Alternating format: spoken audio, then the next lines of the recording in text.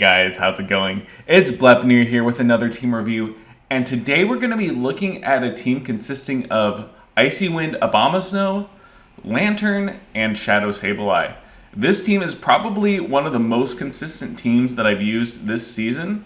It's very easy to play. I think that ABOMASNOW, with its ice and grass typing, is an incredible core breaker in the current meta because it beats both the grass types and the water types, both of which are quite common in the meta because they kind of complement each other. Water types got a buff this season with Scald being given to so many things and also Bubble getting a buff, and grass types counter those water types.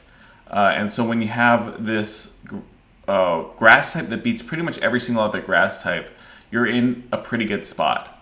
So let's see how this team does in action.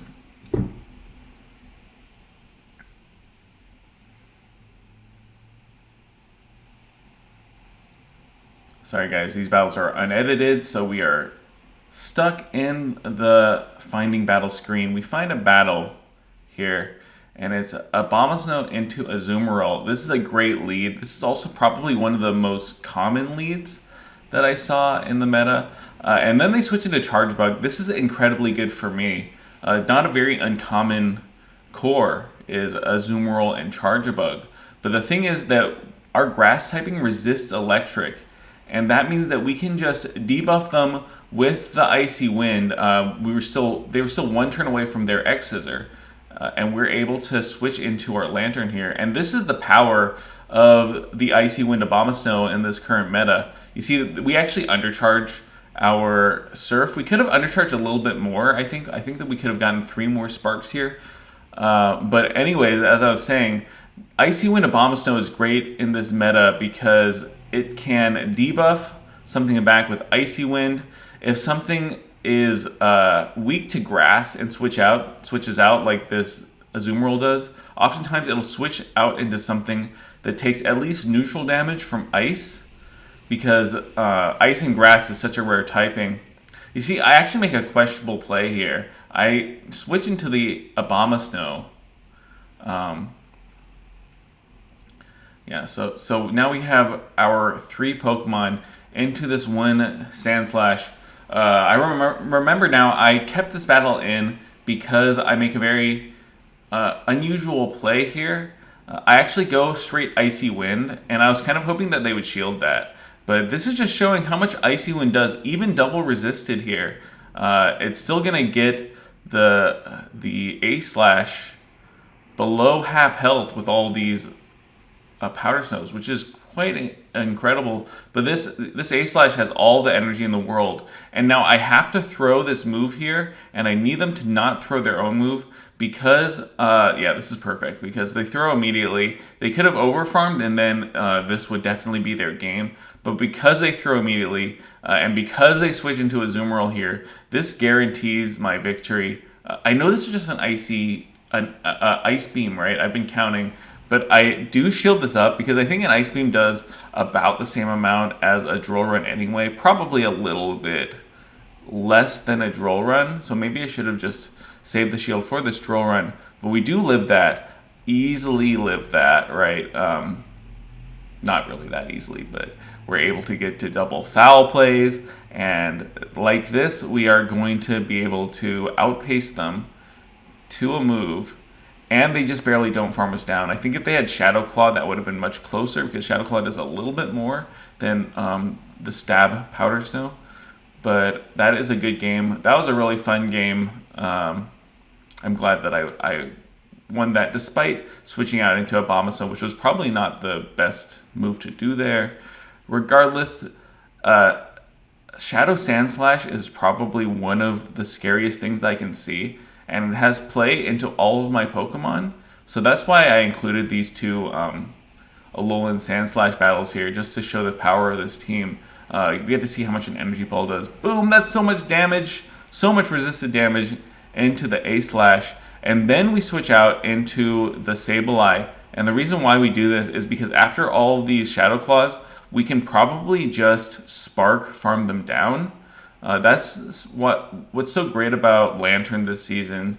and last season as well, of course, is that Spark does a good amount of damage now. And yeah, it does charge slightly slower, but I would take that damage from the Spark to the faster charge of the old version of Spark any day.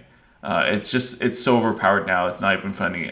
Lantern is definitely stronger with more fast move pressure than it was in the past, with less fast move pressure but slightly faster charging, which I don't think is a terrible thing, honestly. In this current meta, Lantern is super overpowered. You see here. So this is what we're setting up the Sand Slash for. As I was saying, Lantern is super overpowered, but I think that Gligar is also quite overpowered, and the added fast move pressure of Spark makes it so that Lantern is kind of a danger to Gligar.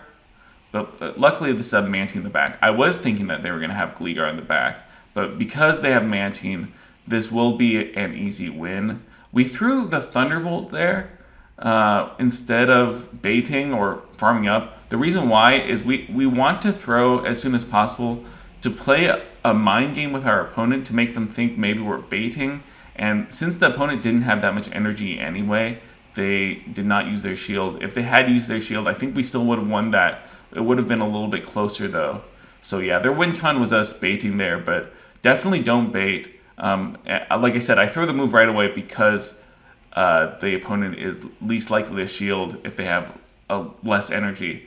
So here we have Jellicent in the lead, and they switch into Lickitung. This is a pretty common lineup with the Jellicent and Lickitung together. And Abomasnow does so well here because Abomasnow outpaces the Lickitung to the Icy Wind, especially when Lickitung switches in, because switching in takes a turn.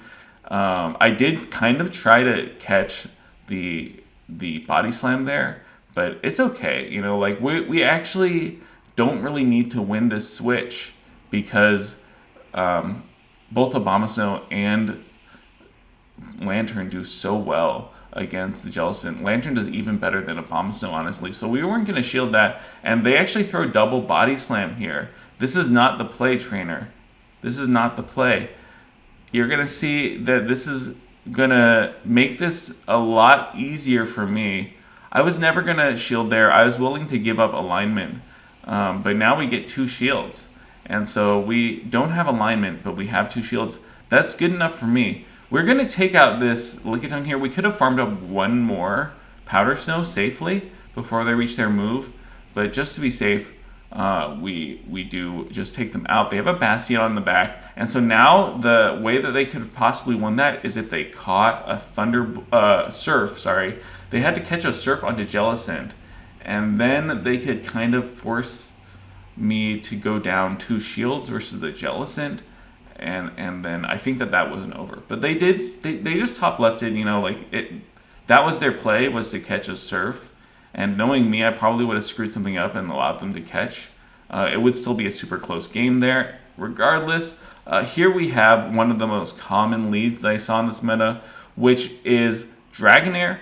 And I mean, it's common for good reason, right? Because Dragonair actually has a very positive matchup versus Abomasnow, but it does have to shield. And luckily, this isn't a Shadow Dragonair. I think I have some matches with Shadow Dragonair in the future. But regular Dragonair does not put Abomasnow too low. And then I switch into my Sableye. They catch the move, and that really doesn't matter a whole lot because I am going to throw foul plays into them anyway. So even if they had caught that foul play, it wouldn't have done anything for them, really. But now you see that we can actually double up. This is why their play really didn't work out for them, because of the fact that it reached that 3rd foul play in 5 Shadow Claws instead of 6. Just the same way that you reach the 3rd Surf in 5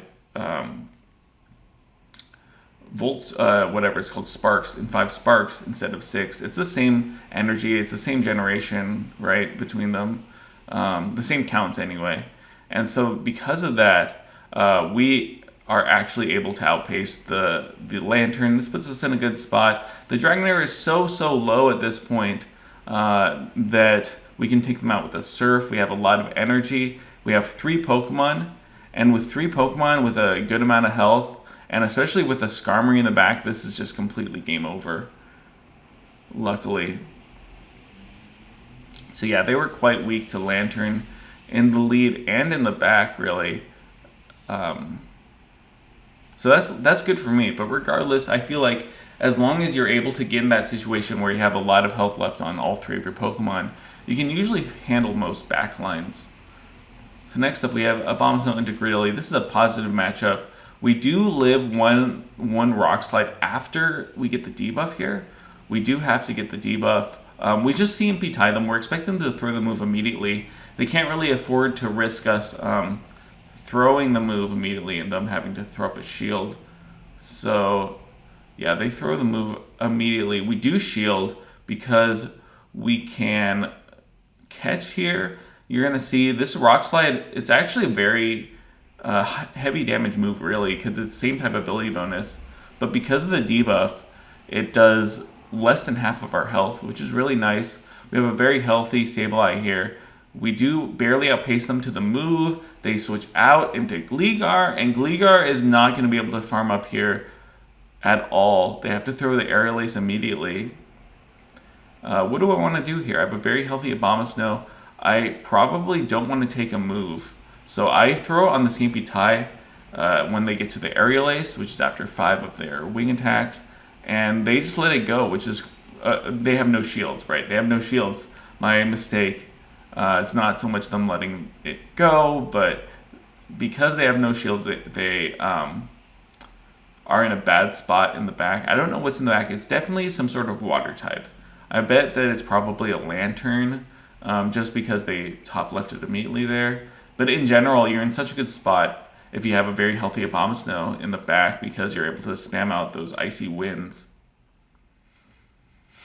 And so here we get to see the Charjabug lead. It's another pretty common lead. I'm sure that you guys have been seeing Charjabug quite a lot in the meta. It's a very good Pokemon, but ABOMASNOW does pretty well against it. We CMP tie the Charjabug to the move. It's possible that they won't CMP tie just because they realize that I wouldn't CMP anyway. But in this situation, I like to catch onto Sableye. It's very likely, actually it's pretty much guaranteed, that they throw the next X-Scissor immediately. They go into a Azumarill here. They go into a Azumarill, which is not fantastic for me, but we can take care of this Azumarill, right? They aren't quite in range for my Energy Ball, so I think I go into Lantern. No, I go into ABOMASNOW. The problem is that the Energy Ball doesn't take them out here, right? So, not putting myself in a very good spot. But maybe we just try to sweep with the Lantern. Yeah, we have to let this go, right? No, we do shield. That makes sense because we have a move. We're going to farm all the way down. So let's see if this works out for us. And they come in with Annihilate. Okay, this is fine. We actually, we denied them their counter, and that's what wins us this match. If they had gotten the counter through, then that would have been game over. We would have just died with the second move, with the second Icy Wind. But because we have the second Icy Wind here, this is actually, I think, just a guaranteed win at this point. We can let this go. We do shield. This is also fine. And now a Surf plus an Icy Wind takes them out. We go for the Surf. The reason why we go for a Surf is because we know that the Surf and the Icy Wind takes them out. And we know that 2 Surfs just about take them out. Not quite, but I think it's close enough. We get you 2 Surfs here. But yeah, that's why we could have gone for the Thunderbolt potentially. That probably would have been a safer play, but 2 Surfs do more than a Thunderbolt anyway. Yeah, probably better to just go for the Thunderbolt to be safe. Just in case they had Night Slash, they could have maybe taken me out with a Night Slash before I got to the next Surf. But I was pretty confident. I think that the Icy Wind would take them out at that point. Okay, so this is one of the scariest leads I saw is Annihilate. I do just go into the Sableye. Sableye, even though it's the hard counter for Annihilate, it's just such a stronger safe swap than Lantern that I would definitely recommend going into Sableye in almost every safe swap scenario. And it really pays off here because we have such a better matchup with Sableye than we do with Lantern into Lickitung. I mean, Lickitung can win this if they throw the Power Whip here, but we get them so low. We get them lower than we would have with Lantern. And so now we have to farm all the way down. I've been counting the licks, and I don't think that they're going to get to the next body slam here. It's going to be close, but if we can take them out in 4, we take them out in exactly 4. If we threw one more, if it took one more Powder Snow, I think they would have gotten to that body slam. I think that they were 1 lick away, and that's quite good that we managed to get that. It's quite good that we managed to throw that Icy Wind. We're in a good spot suddenly because that's the power of Icy Wind, as I said before, that it does so much damage to things like Annihilate. It does more than 50% of Annihilate's health. And it also debuffs. And because they weren't very quick to switch into this Dugong here, they're just gonna lose. They can shield that. That is completely fine. We have to hope that they don't Icy Wind here. If they had Icy Wind did here, this would have been a slightly scarier situation. But this guarantees the win here. Yeah, so if you're in the Dugong's spot, I would recommend Icy Wind baiting, because then you would have gotten to that second move. You would have gotten to the Droll Run. But luckily here, we're just going to be able to CMP tie them. We throw the Surf. Really no need to throw the Surf there. We could have gotten up to the Thunderbolt, but we knew that we could Powder Snow down, so that's a good game regardless. And that's all the games I have for you today with my ABOMASNOW team. But yeah, I think that this is my team now. You know, like this is my go-to team in the Great League when I want to climb points. So I highly recommend it. I think that this team can get to Legend and beyond. I think ABOMASNOW in general is super overpowered right now. So guys, let me know how you guys do. And let me know how you're doing in general, if you're playing the Great League or if you're playing the Hisui Cup, in the comments down below. And I'll see you guys next time. Bye.